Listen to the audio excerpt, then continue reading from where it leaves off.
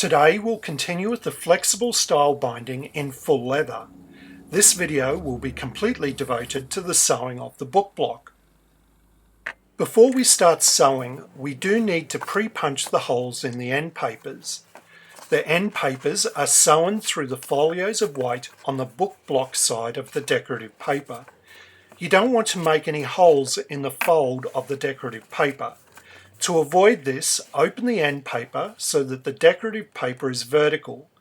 Using the hole punching template, make the holes using the awl angled close to vertical instead of 45 degrees. Also, punch the holes a fraction in from the fold, 1 millimeter or less. This will avoid punching through the decorative paper. To do the second end paper, the template will need to be used upside down. To transfer the marks to the other side, just prick holes through the template with the awl. The kettle stitch locations are obviously not sawn in with the end papers. If you have made the end papers well in advance, make sure not to include them with the book block when sawing in the kerfs. In some projects, I sew the end papers on after sewing the book block. I'm often asked if they can be sewn on at the same time as all the other sections. And the answer is yes, and that is what I'll do today. But sometimes I'm not as organised and I'm still making the end papers when I start sewing the book block. I'll cut 5 lengths of hemp cord about 12 inches long each. The cords are called sewing supports, and I'll try and remember to mention more about where they fit into the history of the book later. Johnson suggests for this style of binding the cords be on the thick side. These are certainly on the thick side, and I'll thin them a bit when fraying them out to make them easier for lacing on the boards. The first known image of the sewing frame in use comes from the 12th century, when the dominant style of binding in Western Europe was what is now known as Romanesque. Wrap the cord around the sewing key so it locks itself onto the key. Place that in the slot of the sewing frame and tie a knot through one of the lay cords on the crossbar. Once all the cords are in place and aligned with the sewing holes, tighten the crossbar and replace the slot cover. The sewing frame is one of the easiest bookbinding tools to improvise. For years I just used a vertical frame of wood screwed to a large piece of wood, and I used thumbtacks to hold tapes and cords in place.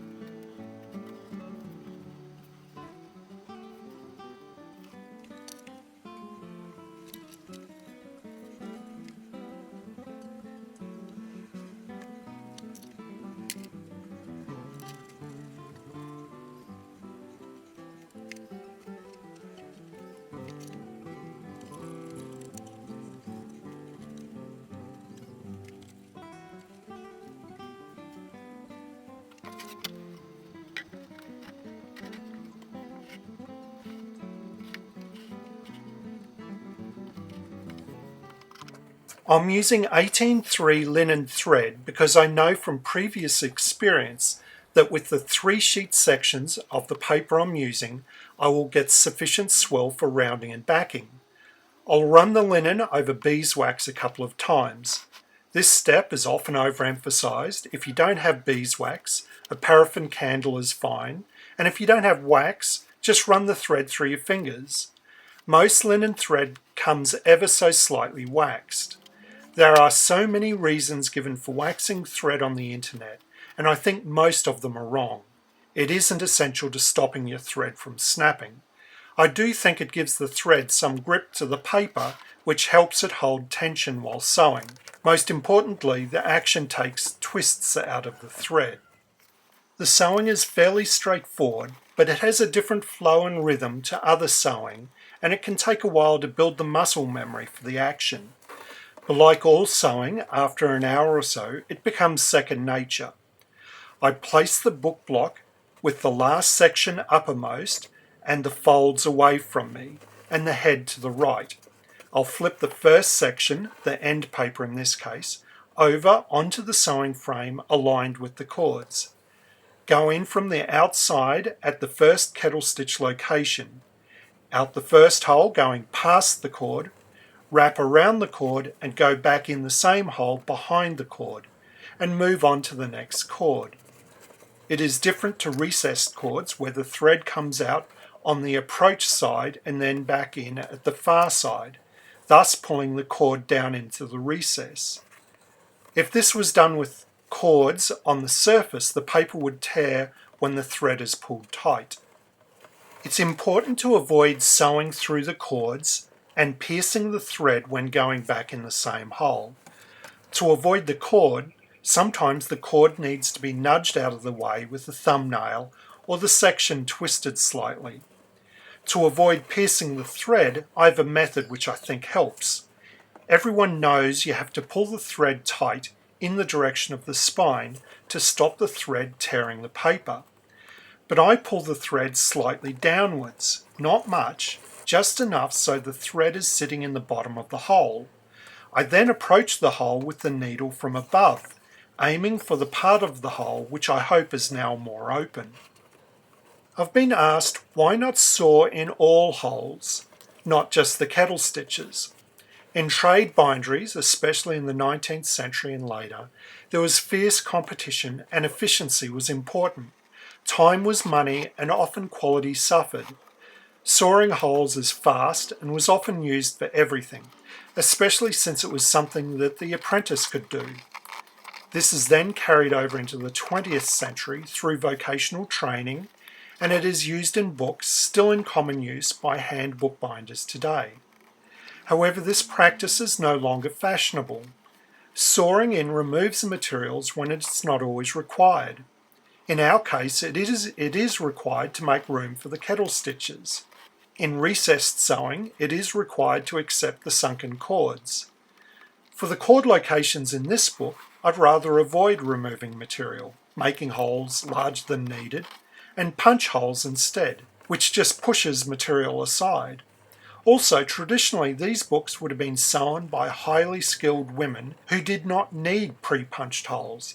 They could judge by eye where the cord was, and the hole was made with the sewing needle.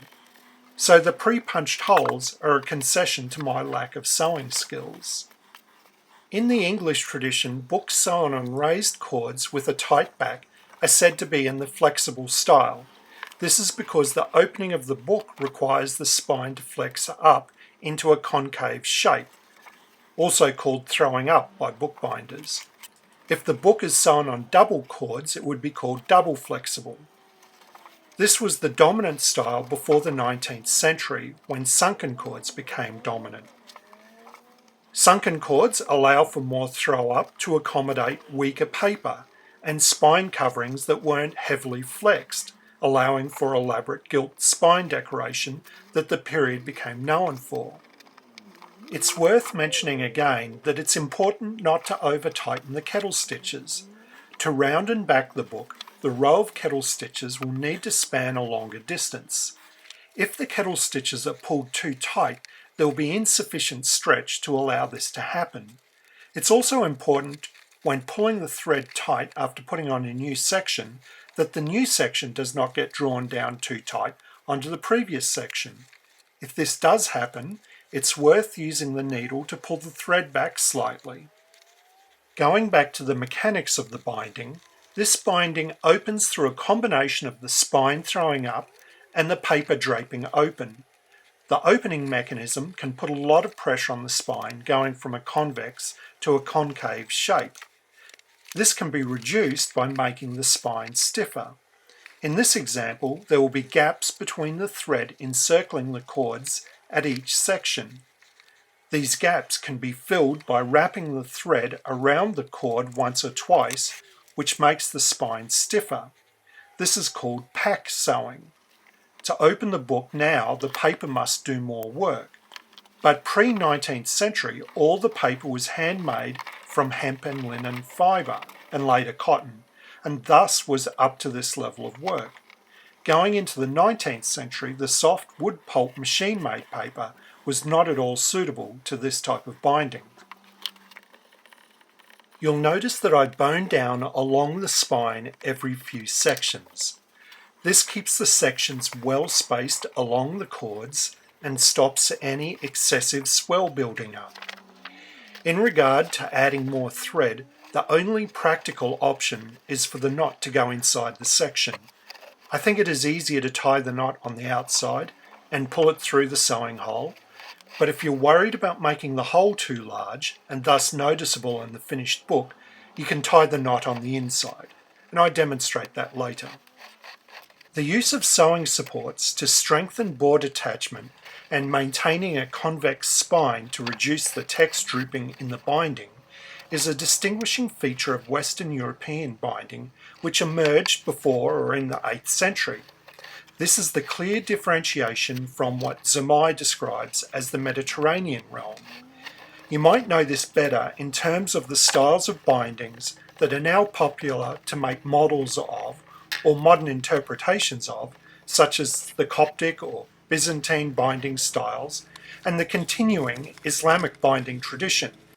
Of course, I got all this information about the history of bookbinding from books. Maybe the greatest achievement in bookbinding scholarship is the book The Archaeology of Medieval Bookbinding by Zimai, and the most relevant to the actual book in this video is A History of English Craft Bookbinding Technique by Bernard Middleton. The details are in the description below. I had planned to talk more about variations in early supported sewing, about the transition from cord to animal skin and back to cord, single and double cords or split thongs, and herringbone sewing, but I've run out of steam, so this will wait till another day.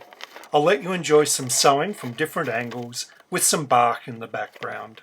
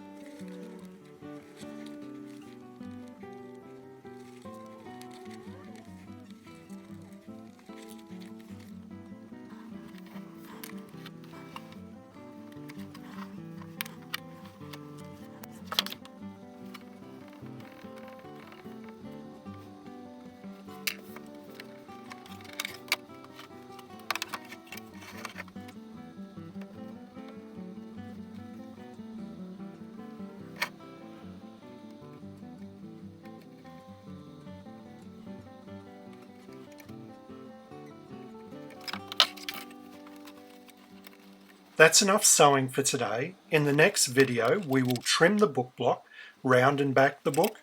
The edges will be coloured and end bands sewn. The edge decoration and end bands are already covered in other videos, and I'll only mention these. If all goes well, we'll get the boards attached. Spoiler alert, it did go well. I just don't know how it will edit down yet.